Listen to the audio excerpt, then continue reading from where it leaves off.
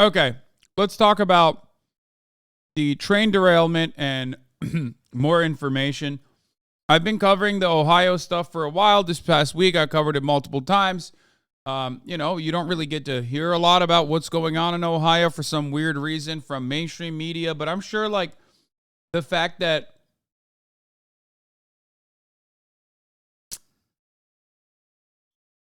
the fact that this is gaining a lot of momentum on the internet will probably cause some of the more mainstream outlets to start covering it a little bit more. $25K per family, by the way. No, $25K for 5,000 people that live in East Palestine.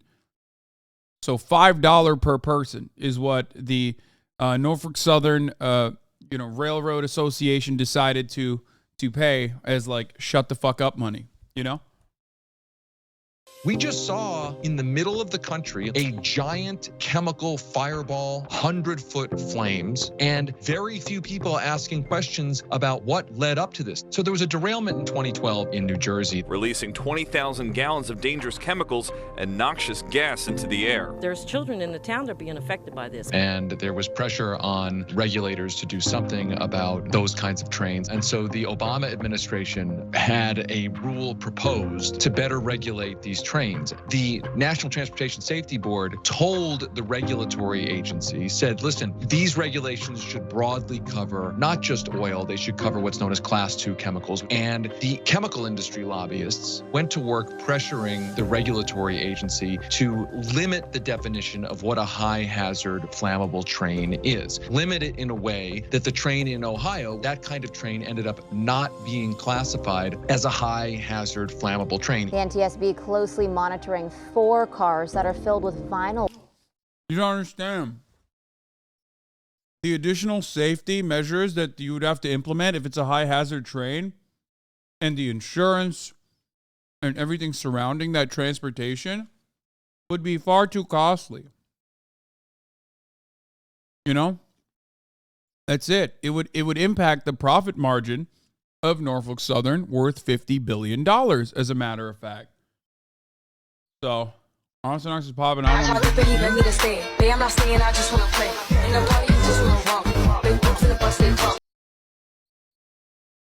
Okay.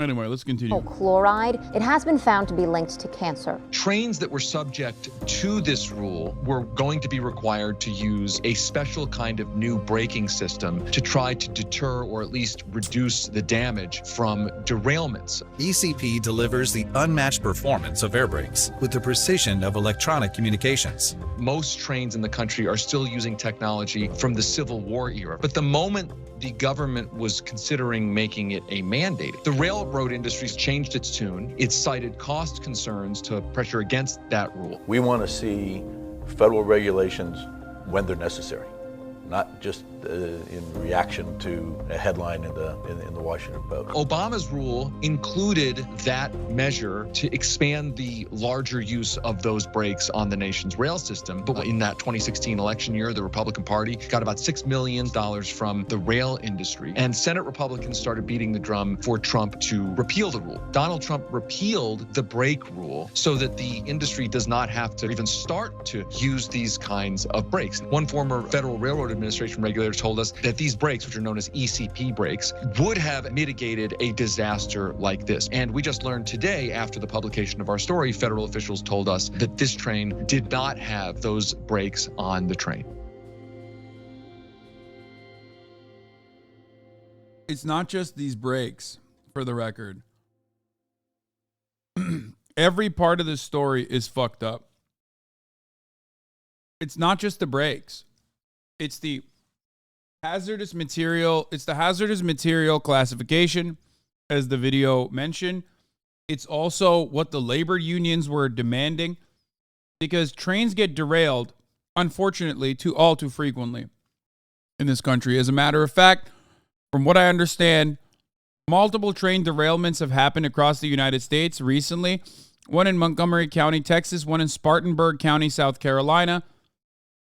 And if you are wondering why this keeps happening, well, the railway union mentioned why these things are going to end up happening. There's another one in Houston, Texas, apparently. Emergency crews are responding to a deadly train derailment near Houston. They're responding to another train derailment near Houston, Texas. Over 16 rail cars carrying hazardous materials crashed, prompting Union Pacific to monitor air quality at the site of the crash, according to Splendora Police Department. Now, this is the worst I told you so moment. If you recall, when we were having a conversation, good graphic on this by UAE. What? 200-mile radius report for East Palestine Village, Ohio. Okay. So one thing I got to mention to you is that if you recall, during the railroad union talks that were happening, I showed you guys how deadly and devastating train derailments can be. We covered it extensively. And it's not like this was an unforeseeable event. This was a very much foreseeable event. People that work in the railroads, people that are conductors, people that work on the cars, like they all said time and time again that we need better safety measures, we need better equipment, we need more railroad workers to ensure the safety, okay, of the operations, because these are highly toxic pollutants, chemicals that are necessary to take from place to place. They openly mentioned that this was going to happen. It's not the first time that they've said this, and it won't be the last time. And nobody heeds their warning. And here is the impact of such a here's the impact and consequence of such devastating criminal negligence. The other part of this story that's also deeply fucked up, if we're going to go back to Ohio for a moment, is the reality that is the reality that like they also got everyone to get back into the town immediately after they did the controlled demolition, the controlled explosion, so they could do a controlled burn of the highly toxic chemicals that were inside of the train car, right? They sent the kids back to school. They sent everybody back to work. They sent everybody back to come to their homes. Why? Because regardless of the toxic pollutants absolutely murking all the fucking animals in the vicinity, okay, people don't get cancer that fast. People get cancer over a long period of time. This is what's happening to cars after driving through spurts of rain 70 plus miles southeast of the East Palestine incident.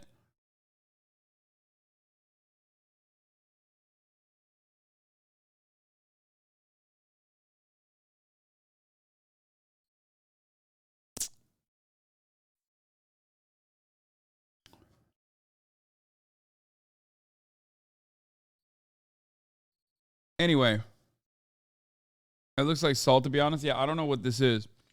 But the point is, and we've covered this a lot. Chem student here taking a quick look at the actual chemical that's been spilled, vinyl chloride, and what happens to it when it's burned, raises a ton of alarms. Like, basically, what ended up happening is that they have the account that posted that is a Christo-fascist. What?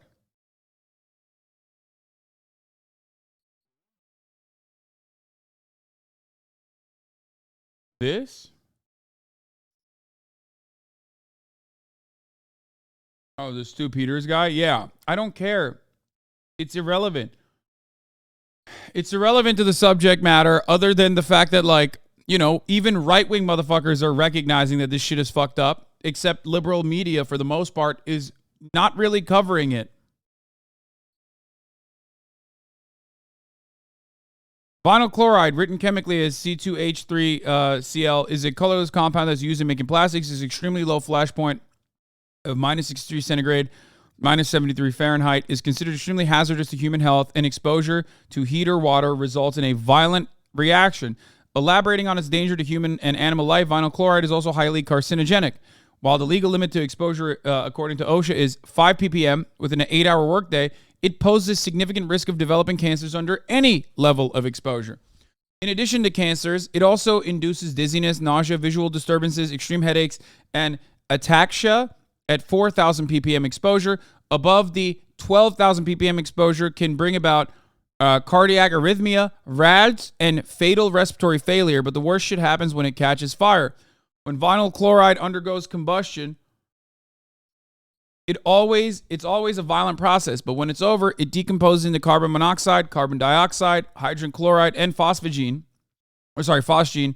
It's the last two that are worrying parts, and why this is most definitely still dangerous. Hydrogen chloride is a gas which, upon contact with water vapors in the air, turns into hydrochloric acid that has a pH of 1.1, meaning exposure to it will corrode tissue. Even short exposure can lead to blindness, severe burns, and mouth, throat, and stomach damage.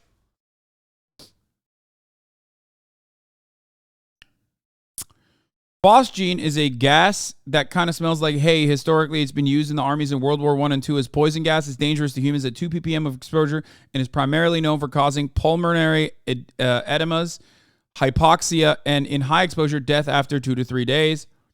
Needless to say, a freight train's worth of burned vinyl chloride being released in the atmosphere is a whole lot worse than what is being reported. After only a few days, there's already been a mass animal death. This shit is not safe to return only after a week. But why did they fucking return only after a week? Well, I'll tell you why. One, because it's the same reason as to why Norfolk Southern thought that they could get away with just giving $25,000 to the town to shut the fuck up. And two, the reason why they had to get back is because they had to, run the lines. There's more trains that got to run. So if you tell people that they can't get back there,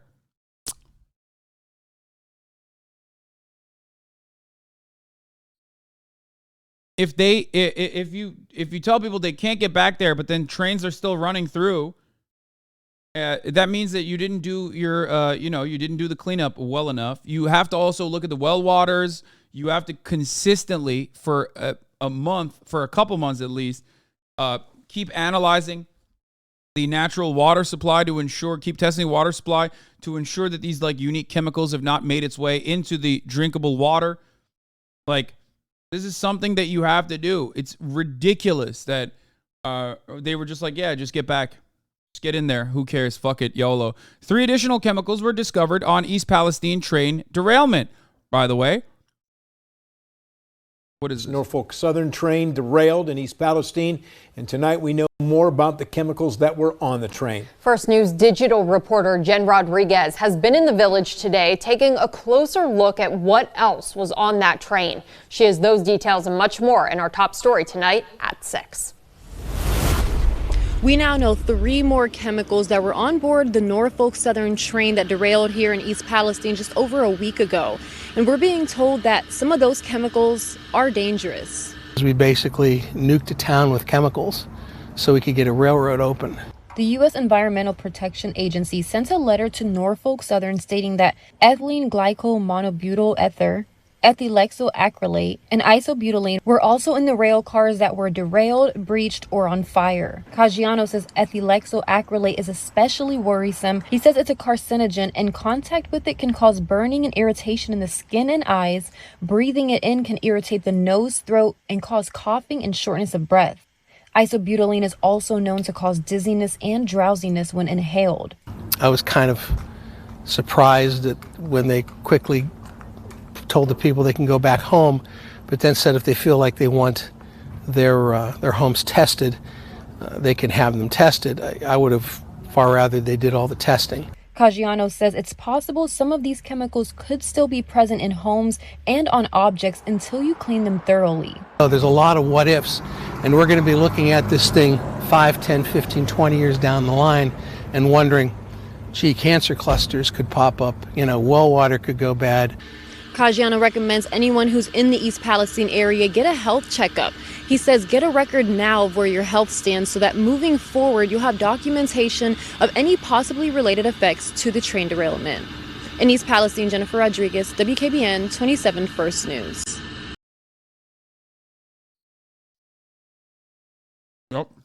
Hasan. I'm Stan.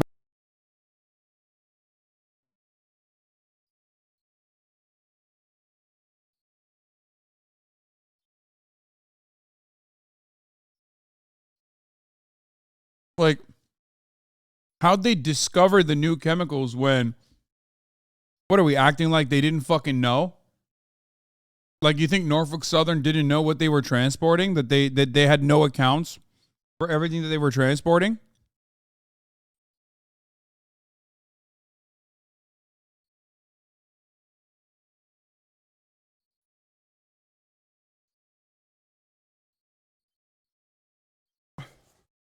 Oh man, how crazy.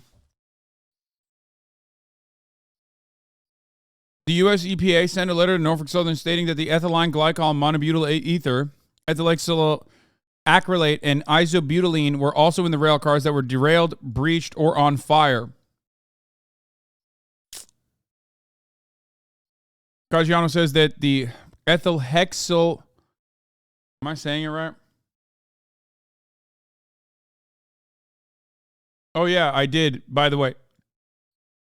After a train derailment, Ohio residents are living a plot of a movie they helped make. White Noise.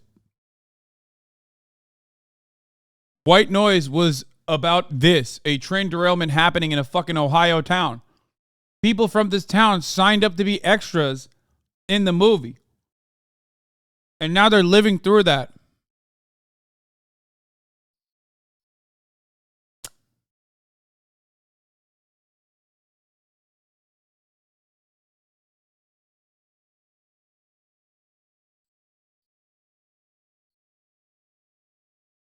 What do you say to the centrists on the timeline who are insisting this is social media panic? I think there's an element of social media panic caused here, 100%. Yeah, for sure. People don't trust the federal government. People don't trust the government in general. People don't trust the federal agencies like even the EPA. And that is a hard battle.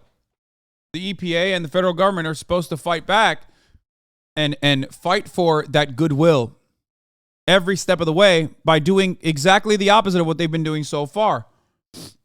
So, on top of that, when you have a severe lack of reporting on the matter, people have understandable fucking questions about what the hell's going on. But as far as the centrists on the timeline who are insisting that the water isn't contaminated or nobody's died yet, they're fucking freaks. Because as soon as this shit happened and I covered it, what did I tell you? Stuff like this happens all the time. The problem is you never see the impact of it. The reason why Norfolk Southern can get away with like a 25 grand fucking hush money payment that is like literally more insulting than anything else is because people don't die immediately. The human body is a very unique and adaptive thing, an adaptive organism, which means you won't hear about it right now. You'll hear about it in a decade down the line when, as the hazardous material expert also correctly pointed out, there are cancer clusters happening in East Palestine, Ohio for no reason, or birth defects that are happening in East Palestine, Ohio for no fucking reason.